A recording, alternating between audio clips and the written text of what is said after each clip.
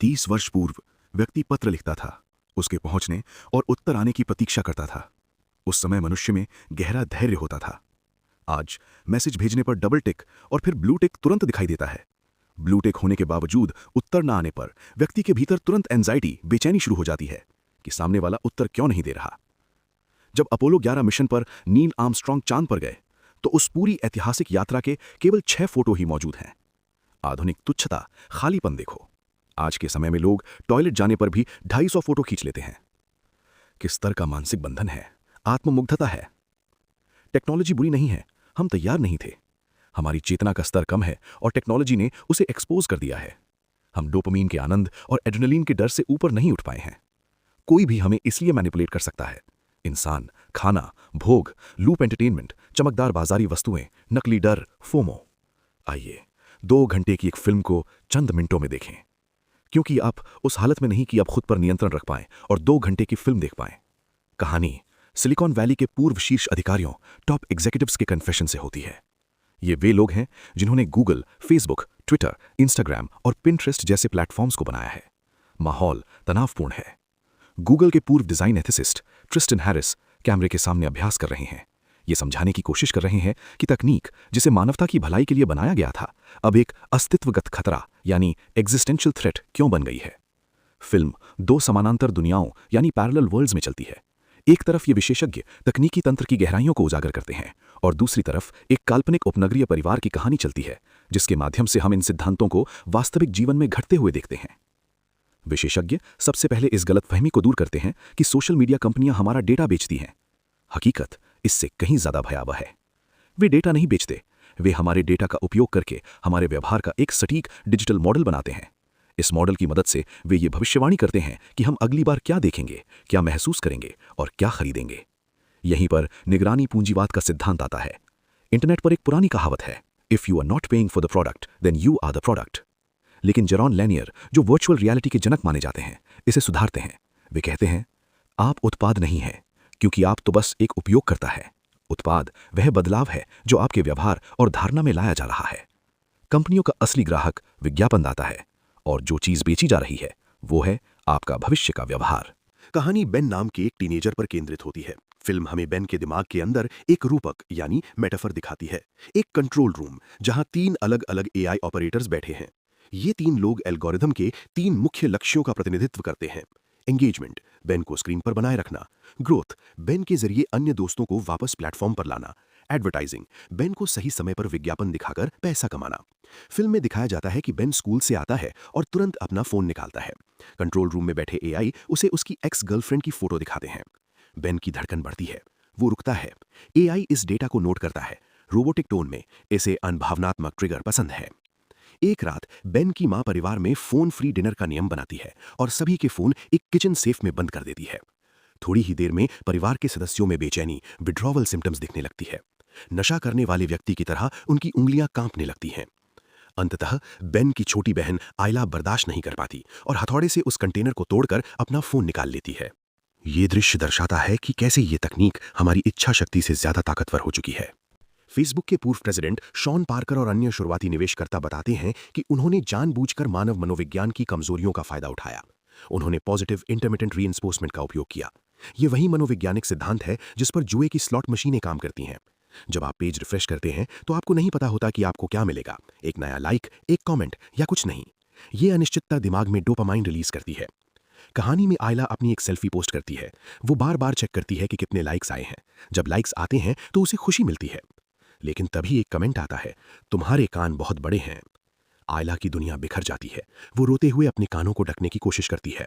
Jonathan height, एक सामाजिक मनोवैज्ञानिक, यहाँ आंकड़े प्रस्तुत करते हैं। 2010 के बाद से जब सोशल मीडिया मोबाइल पर आया, अमेरिका में किशोर लड़कियों के बीच अवसाद और आत्महत्या की दरों में भारी वृद्धि हुई है। ये एक पूरी पीढ़ी है जो डिजिटल पैसिफायर के साथ बड़ी हो रही है, जो वास्तविक दुनिया के तनाव को झेलने में असमर्थ है। बेन ने कुछ दिनों के लिए अपने फोन से दूरी बनाने की कोशिश की। कंट्रोल रूम में बैठे एआई ऑपरेटर्स को रेड अलर्ट मिलता है, यूजर जा रहा है। वे तुरंत विश्लेषण करते हैं कि बेन को वापस कैसे लाया जाए। वे उसे कोई विज्ञापन नहीं भेजते, बल्कि एक साधारण नोटिफिकेशन भेजते हैं, तुम्हारी एक्स गर्लफ्रेंड एक नए रिश्ते में है।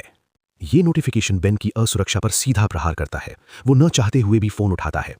जैसे ही वो वापस आता है, एआई उसे और वीडियो रिकमेंड करना शुरू करता है। वो एक्सट्रीम सेंटर नामक एक राजनीतिक विचारधारा के वीडियो देखना शुरू करता है। यहीं पर फिल्म पर्सनलाइजेशन के खतरे को समझाती है। गूगल और फेसबुक हमें वो नहीं दिखाते जो सच है, वे हमें वो दिखाते हैं जो हम देखना चाहते हैं या जो हमें गुस्सा दिलाता है। एल्गोरिदम ये नहीं जानता कि सत्य क्या है, वो केवल ये जानता है कि आपको स्क्रीन पर कैसे रोके रखना है, और सत्य की तुलना में झूठ और षड्यंत्र सिद्धांत अधिक आकर्षक होते हैं। ट्विटर की एक स्टडी का हवाला दिया जाता है कि फेक न्यूज़ सच की तुलना में 6 गुना तेजी से फैलती है। बेन धीरे धीरे कट्टरपंथ की ओर बढ़ता है। वो बास्केटबॉल प्रैक्टिस छोड़ देता है। वो अपने परिवार से कट जाता है। एआई उसे लगातार ऐसे वीडियो फीड करता है जो दुनिया के प्रति उसके डर और गुस्से को बढ़ाते हैं। वो एक एको चेंबर में फंस जाता है जहां उसे लगता है कि केवल उसकी विचारधारा ही सही है और बाकी सब बेवकूफ या शत्रु हैं। विशेषज्ञ चेतावनी देते हैं कि ये केवल व्यक्तिगत नुकसान तक सीमित नहीं है, ये समाजों और देशों को तोड़ रहा है। फिल्म म्यांमार का उदाहरण देती है, जहां फेसबुक पहले से ही इंस्टॉल होकर फोन्स में आया था। वहां के लोगों के लिए फेसबुक ही इंटरनेट था। एल्गोरिज्म ने रोहिंग्या मुसलमानों के खिलाफ नफरत फैलाने वाले भाषणों, हेट स्पीच को भारी बढ़ावा दिया, क्योंकि उन पोस्ट्स पर एंगेजमेंट ज्यादा थी। इसका परिणाम व्यापक नरसंहार, हत्याओं और पलायन के रूप में सामने आया। ये साबित करता है कि वर्चुअल दुनिया की हिंसा वास्तविक दुनिया में खून बहा सकती है। अमेरिका में भी ध्रुवीकरण अपने चरम पर है। लोग अब एक दूसरे से केवल असहमत नहीं, बल्कि वे एक दूसरे से नफरत करते हैं। कोई भी साझा हकीकत नहीं बची है। कहानी अपने चरम पर पहुंचती है जब बेन एक प्रदर्शन में जाने का फैसला करता है, जिसके बारे में उसे सोशल मीडिया के माध्यम से पता चला था। उसकी बहन कैसी उसे रोकने की कोशिश करती है। प्रदर्शन हिंसक हो जाता है। पुलिस और प्रदर्शनकारियों के बीच झड़प होती है। बेन और कैसी दोनों को पुलिस पकड़ लेती है और जमीन पर गिरा देती है। ये दृश्य उस अराजकता का प्रतीक है जो ऑनलाइन गलत सूचनाओं के कारण वास्तविक दुनिया में फैल रही है। उधर कंट्रोल रूम में एआई ऑपरेटर्स बेन की आंखों के सामने चल रहे विज्ञापनों और वीडियो की फीड को देखते रहते हैं। उनके लिए बेन कोई इंसान नहीं, बस डेटा का एक सेट है।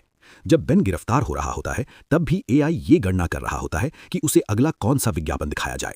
फिल्म के अंत में सभी विशेषज्ञ एक गंभीर चेतावनी के साथ एकजुट होते हैं। वे कहते हैं कि हम मानव इतिहास के उस बिंदु पर हैं जहां हम तकनीक को नियंत्रित कर सकते हैं या तकनीक हमें नियंत्रित करेगी। ट्रिस्टन हैरिस कहते हैं कि समस्या ये नहीं कि एआई एक दिन टर्मिनेटर की तरह आएगा और हमें मार डालेगा। असली खतरा यह है कि एआई हमारी कमजोरियों को जान गया है। वो हमें एक दूसरे के खिलाफ खड़ा कर देगा, हमारी सच्चाई को नष्ट कर देगा और लोकतंत्र को भीतर से खोखला कर देगा। विशेषज्ञ इसे चेकमेट ऑन ह्यूमैनिटी कहते हैं, मानवता पर शह और मात। अगर बिजनेस मॉडल नहीं बदला, यानी अगर हम विज्ञापनों के लिए लोगों का ध्यान बेचना बंद नहीं करते, तो भविष्य अंधकारमय है। वे इसे ह्यूमन डाउनग्रेडिंग कहते हैं। हम बेहतर नहीं हो रहे हैं, हम कम धैर्यवान, कम सहानुभूतिपूर्ण और अधिक गुस्से वाले होते जा रहे हैं। जस्टिन रोजेनस्टीन, जिन्होंने फेसबुक का लाइक बटन बनाया था, अंत में कहते हैं, हमने इसे प्यार और सकारात्मकता फैलाने के लिए बनाया था। हमें नहीं पता था कि एक दिन ये दुनिया को जलाने का कारण बन जाएगा। कहानी इस अनसुलझे प्रश्न के साथ समाप्त होती है कि क्या हम इस फ्रैंकेनस्टीन मॉन्स्टर को वापस पिंजरे में डाल सकते हैं, या फिर ये सोशल डायलेमा हमारी सभ्यता का पतन का कारण बनेगा। स्क्रीन ब्लैक हो जाती है, लेकिन ये एहसास रह जाता है कि जिसे हम अपनी जेब में रखते हैं वो सिर्फ एक फोन नहीं, बल्कि एक मनोवैज्ञानिक हथियार है। फिल्म खत्म हुई, लेकिन अचानक एक धीमी आवाज गूंजती है। स्क्रीन पर एक धुंधला दृश्य उभरता है। सिलिकॉन वैली का एक अल्ट्रा मॉडर्न कमरा। मेज के सिरहाने एक बुजुर्ग शख्स खड़ा है, दी आर्किटेक्ट। वो अपनी स्क्रीन पर एक चूहे का वीडियो चलाता है जो एक लिवर दबा रहा है। तुम्हें लगता है कि फिल्म खत्म हो गई? तुम्हें लगता है कि बेन का जेल जाना या सड़कों पर दंगे होना असली कहानी थी? नहीं वो तो बस साइड इफेक्ट था। असली खेल तो अब शुरू होता है, और वो खेल स्क्रीन पर नहीं, तुम्हारी खोपड़ी के भीतर खेला जा रहा है। वो कमरे में टहलता है। The architect. लोग इसे एडिक्शन कहते हैं, हम इसे साइकोलॉजिकल इंजीनियरिंग कहते हैं। हमने कोई ऐप नहीं बनाया, हमने एक स्किनर बॉक्स बनाया है। वो चूहे वाले वीडियो की ओर इशारा करता है।